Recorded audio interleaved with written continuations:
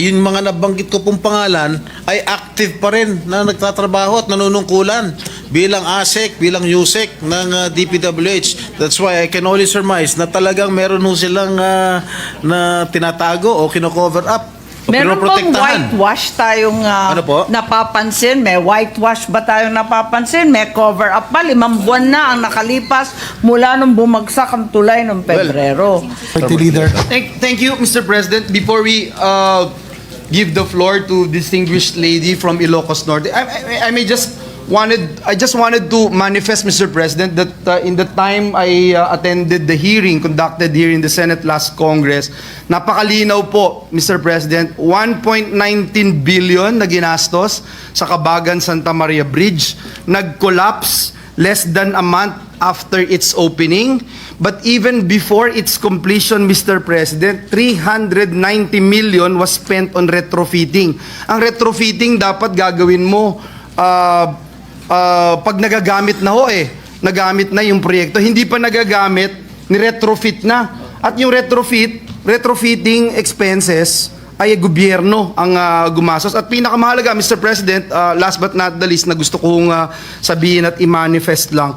Mr. President, based on records, mali po yung sinasabi ng mga taga-DPWH na overloading ang main cost ng collapse. Kasi dun sa records, technical reports, and yung timeline of events na sinabmit po dito sa Senado during the hearing, napakalinaw pa po sa sikat ng araw na hindi po ito isang aksidente dahil ito po ay preventable disaster born of negligence, oversight failures, and a lack of will to act when it mattered. Just put that on record. Mr. President, I now move that we recognize Senator Amy Marcos to interpellate our Senate President Pro Tem. So move, Mr. President. Senator Amy Marcos recognized. Thank you very much, Mr. President, Majority Leader. If Senator Jinggoy Estrada will allow, there are a few questions from the Ilocano Bloc and the Solid North to which this bridge should belong. My privilege, Mr. Yes, President. I cannot overemphasize how important this bridge would have been and the decades during which the people of the Solid North awaited its completion. It's an essential, concrete manifestation of the unity of the Northern peoples, Rangtay to Cordillera, a pivotal link between Region 2 and the Cordillera Administrative Region.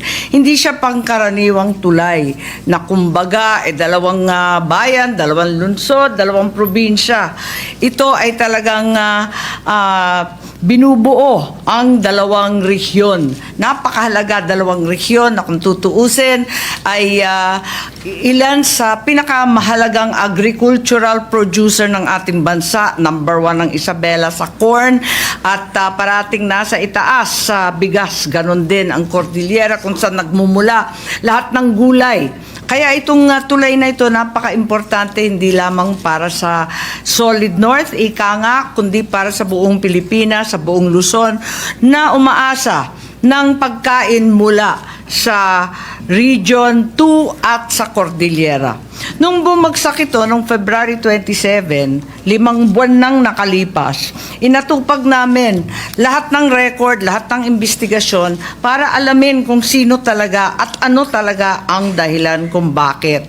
Ngayon, nagtataka kami kasi maraming pangalan na lumilitaw na pagkataas-taas na pwesto, kulang lang sa sekretary. Andito yung mga USEC, andito pa yung ASEC. Bakit sa report na unang binigay sa amin, ang tanging lumalabas lamang ay mga pangalan ng mga retired? Gilbert Reyes, retired. Adriano Doroy, retired. Raul Asis, USEC, retired. Bakit puro retired itong lumalabas? Ba't hindi lumalabas yung mga pangalan? Bakit ganon? May iba-iba bang report or iisa comprehensive final report? May Navarro, Abiki, Ocampo. Wala naman dito yung mga pangalan na tinutukoy ninyo. Parang low-level employees lang to. Higit sa lahat, wala na sa department. Bakit ganon? Aling report dito? Maraming salamat sa iyong katanungan, Mr. President. I can only surmise, Mr. President, na talagang baka meron ho silang kino-cover up, meron ho silang tinatakpan ng mga opisyales ng DPWH. Kaya yung mga nabanggit nyong mga pangalan, lahat po yung mga pangalan niyan ay mga retirado na Eh, yun na nga eh. DPWH. Yung mga nabanggit ko pong pangalan ay active pa rin na nagtatrabaho at nanunungkulan bilang ASEC, bilang USEC ng DPWH. That's why I can only surmise na talagang meron ho silang na tinatago o kino-cover up. O Meron bang pinoprotektahan. whitewash tayong Ano po? napapansin? May whitewash ba tayong napapansin? May cover up pa? 5 buwan na ang nakalipas mula nung bumagsak ang tulay ng Pebrero. 5 buwan na. At walang mabigay na comprehensive na report. Well- Tuwing manghihingi kami ng report, iba na naman ang lalabas. Tapos, yung maliliit na tao, tulad ng truck driver, ang tanging sinisisi, pagkatapos yung mga kung sino-sinong direktor lamang ang pinupunteriya.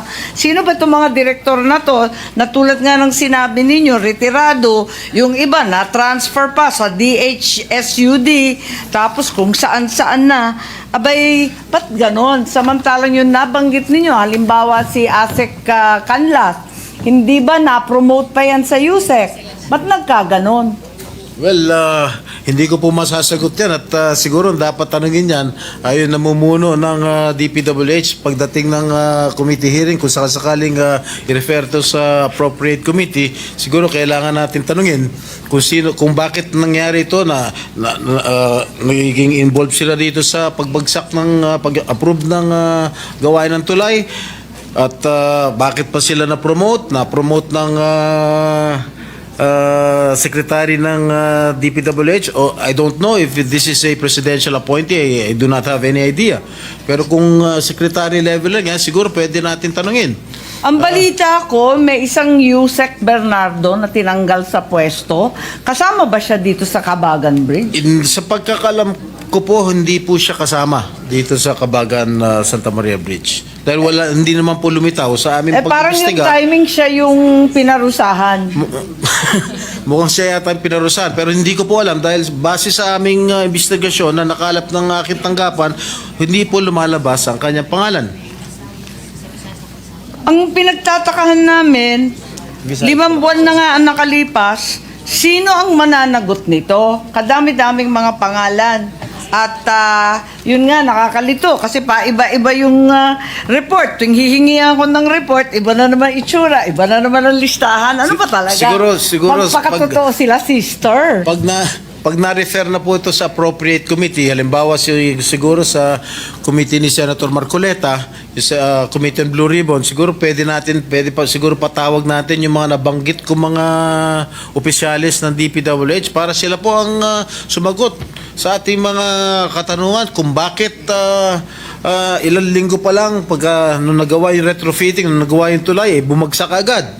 Siguro yun lang siguro tangi ko masasagot, Ginoong Pangulo. So with that, thank you very much, Senator Estrada. And with that, I'd like to move that the privileged speech of the good senator be referred to the Committee on Blue Ribbon and a comprehensive report, a comprehensive and final report. Huwag yung pa iba-iba at hindi binabanggit yung ibang pangalan.